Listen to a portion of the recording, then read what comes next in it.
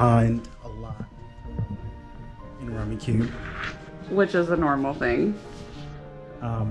And as always, I came back and beat them so bad that they quit. And they may say that this was some Father's Day letting me win thing, but what it actually was one more instance of McGlory domination by yours truly. What do you have to say about that? Mommy wins a lot, right? No. Daddy's cheating. Mother. Daddy's what? Daddy's cheating. I know. No, actually, we can ask Andrew and Abigail who actually was caught cheating last night. Miles. No, That was Sarah. I just forgot to draw one time.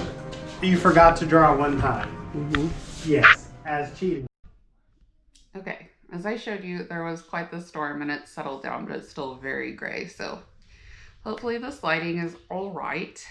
Also, the kids and dogs are being very loud, but you know, what's new? My name is Sarah, if we're not friends yet, and in my channel, I'm just trying to show you like my journey to recovery, as it were. In the previous video to this, I talked some about the sexual abuse that I've had in my life, and it's just taken a toll, and I've been working on it for quite some time, but there's still a lot of work to do. If any of you are survivors of any kind of trauma, you know that it's not like a one and done thing. There isn't a magic cure.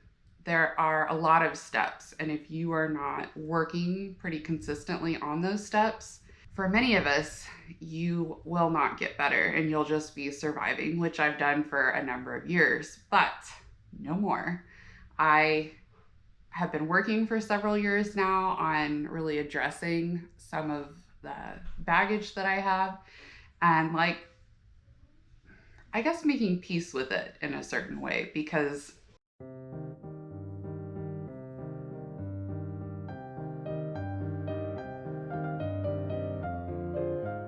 the noise level from the dogs and the children keeps making me forget what I'm talking about. Oh, that's what I was going to say.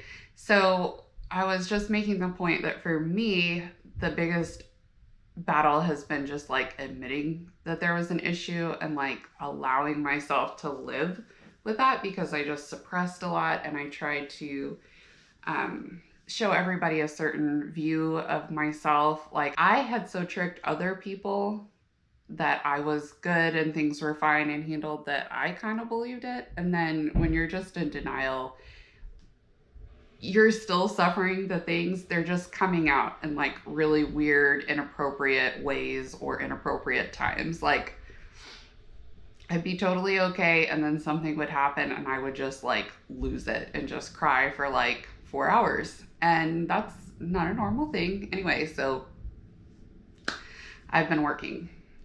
And in today's video, I just wanted to talk to you guys about some things that I've been trying and give you the reason behind that. I am not a mental health professional, but I do have a long history of working on my problems and finding solutions for them, trying things that work and don't work. So all I'm trying to tell you is my experience, in the hope that some of this might resonate with you, or it might give you an idea about something that you can try.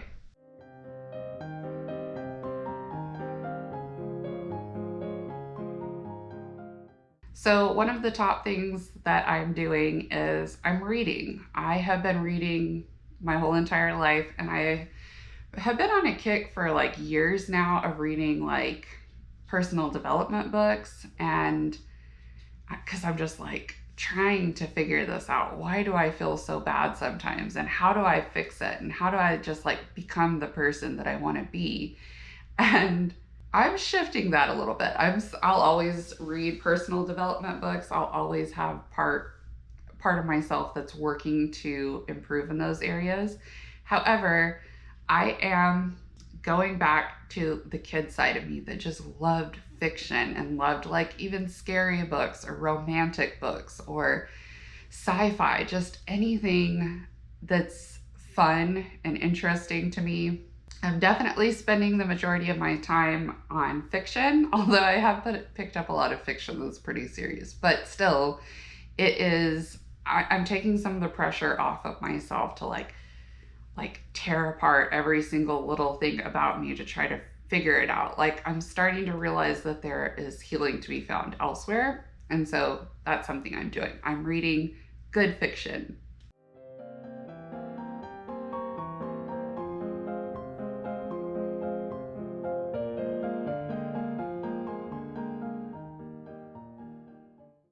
Another thing that I'm doing is I'm moving my body. And if you've been friends with me for a while, you know that I have autoimmune diseases, and the COVID has made me really not move around as much and eat a lot. The COVID, it's not my fault, but it's still my responsibility. And so what I'm trying to do is move my body more. So I mean, there are like a million excuses why not to. We live in Texas. It's like 1,000 degrees outside already at the beginning of June. It hurts really bad a lot of the times. And a lot of the times I have no energy. Like, I don't. But I have lived in times of my life when I have been very active and really participating in like a healthier lifestyle. And it makes a huge difference. But instead of like trying to like punish myself to do this work and then get mad at myself if I don't feel like it, I'm just trying to find ways of moving my body that are actually fun. I'm even considering, I think I might, but I'm considering like pulling out my ballet shoes and just giving myself ballet class. Because that's something that I was a ballet for a long time. I loved it. I was passionate about it. And as I'm going through this journey, I'm just trying to reclaim the things that were beautiful and fun and just do that. So actually, I do think I'm going to work on ballet more. But I've been swimming a lot and just trying to bike with the kids. I bought some skates. More to come on that. And that really does an enormous amount to help my mental health and to make me feel better.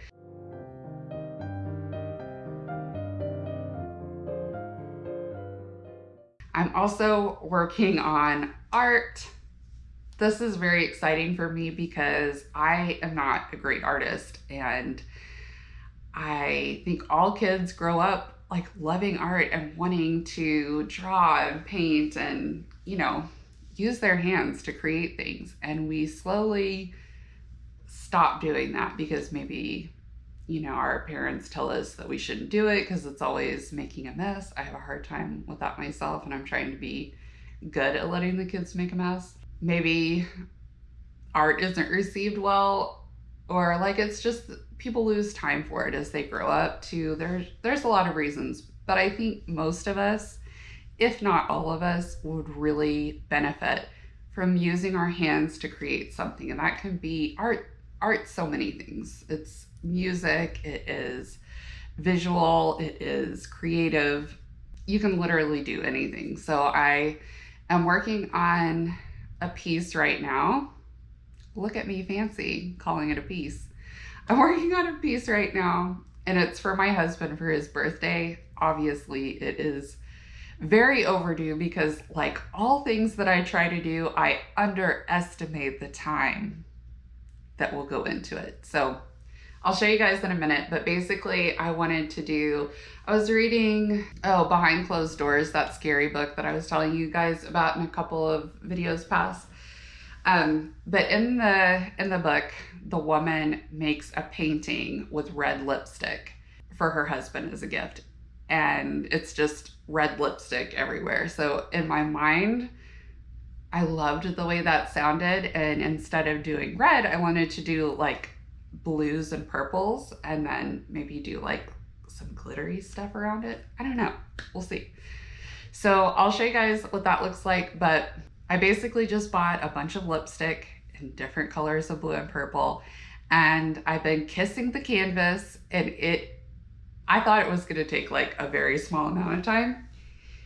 I will probably have put on that canvas, because I bought one too big, all the kisses that I've ever given my husband in our 13 years of marriage. That's probably what it's going to be. But hopefully when it's done, it's going to be beautiful. And the best thing is I have like had so much fun working on it. And I can't wait to do another project after that. Like, my mind is just opening up when I allow myself to be creative and to not take things so seriously and just kind of be joyful and in the moment. It just starts to open me up to other things that I want to do. But it's been really fun, and I've learned so much that the things that bring you joy, those are worth investing in. And maybe we're busy and maybe we don't feel like it, but if you don't kind of, especially if you're a survivor of abuse, if you do not have things that are non-negotiables in your life that fill you up and bring you joy, that is going to be a problem. I always said I didn't have time. I've always been busy. I've always worked a lot. I've always had kids, it seems like. And there are a lot of excuses for not doing things, but it helps. I just encourage you to pick like one thing that you can implement now. If there is nothing in your life that you can say, this is something that brings me joy, this is something that's just for me, this is a way I'm able to express myself, I encourage you, pick one thing and do that and let yourself be in the moment. Don't like beat yourself up like I should be doing other things or this is a waste of time. Just let yourself be and let me know if you do that and what you've done and if that's helping you, or if you already have kind of like things implemented into your life that bring you joy. What are they? Let's talk about it. You give me some good ideas, I'm sure.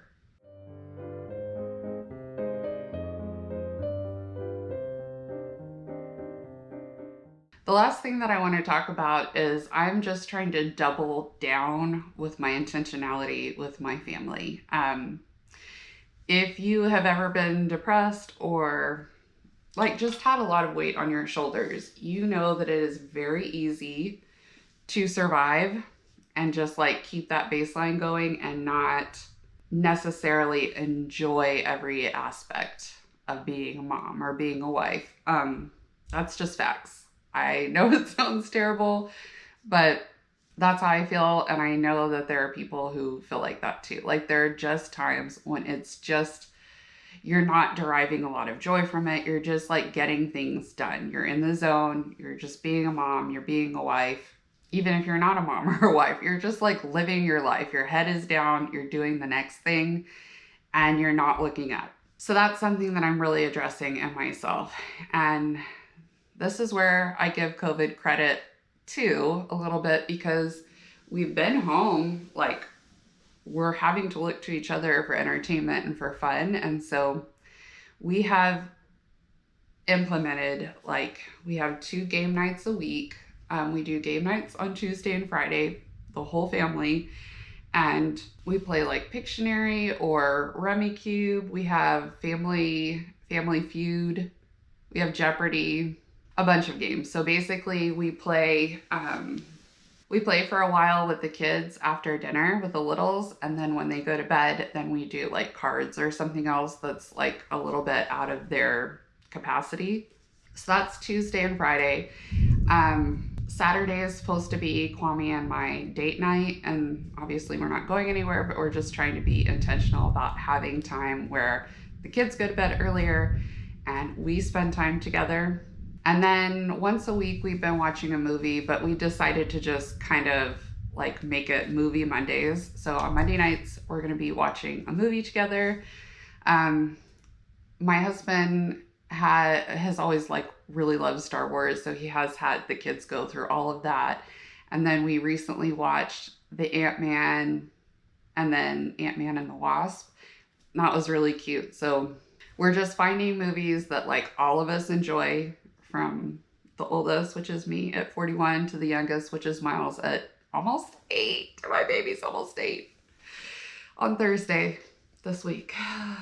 Basically, insisting on time that is not getting stuff done. It has nothing to do with maintaining the home or taking care of business. It is for fun. It is for bonding. It is memories. That is something I've always tried to do, but never enough that I felt comfortable like this is the amount of time I should be spending. But I have, like, the past, since we've been on lockdown, we've gotten better and better about carving out family time. And on Sunday nights, we do a family sport night. And so we go, there's like this field over kind of by our house, and we play baseball. We've been playing flag football. Last night they played basketball. I wasn't feeling very well, so I didn't play, but so all of us are getting out of the house, and oh my gosh, you guys, I didn't realize how out of shape I was until I was playing flag football. I thought I was gonna die. I, for one thing, don't ever run.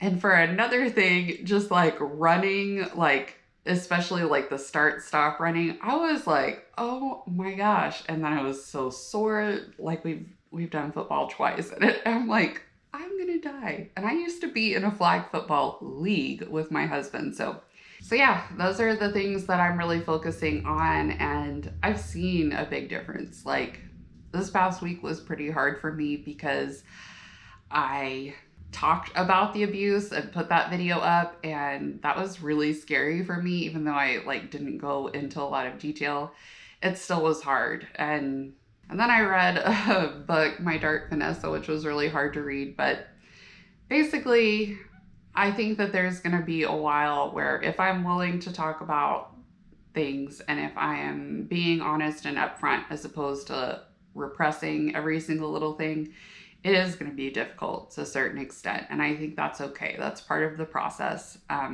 For me, and for many people that I have known and read about, living with the pain and like allowing it to be what it is as part of the healing process.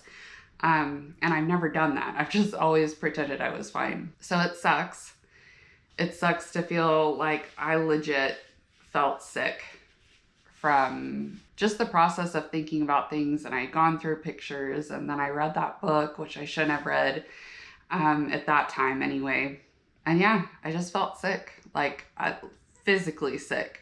And I'm sure I probably had a cold or something too, but I survived. I stayed present in the moment, and now I feel a lot better and I feel stronger. So I just wanted to share that with you guys, because I hate admitting that there are things that affect me to the extent that like I feel sick or that I really get down. Like, I just want so badly to be a constant encouragement to like have it together.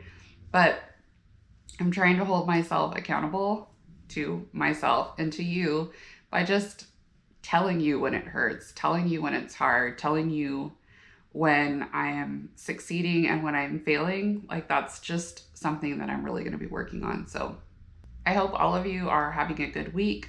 If you're like me and you're working through a lot of stuff, I just send you all the love, regardless of what you're working through. I know that there's something, because we're all just trying to do the best that we can. We all have like hurts and things that are going on in our life. So to you, if you're watching this, I'm sending you so much love. I think I'm at a point where I'm going to try to start posting 2 videos a week on Tuesday, and I've been posting Tuesdays, but I'm going to add a Friday video because I'm going back to vlogging. I love it. And I just think I haven't vlogged in a long time because I just thought like nobody cares, and that's not going to help anybody. But actually I love seeing vlogs, and I love like seeing what people are doing. So more than that, I love doing vlogs. It's incredible to me to look back over the last 1.5 plus and see all of the different memories that have happened, the way my kids and I and my family have grown and what we've done. It's just been super awesome. And so again, I have to reach more for the things that I love and stop like analyzing them to death and taking all the joy out of them to try to figure out, is this right? So Does it feel right? That's what we're working on. Okay, I will see you guys next week. I love you and I'm cheering you on.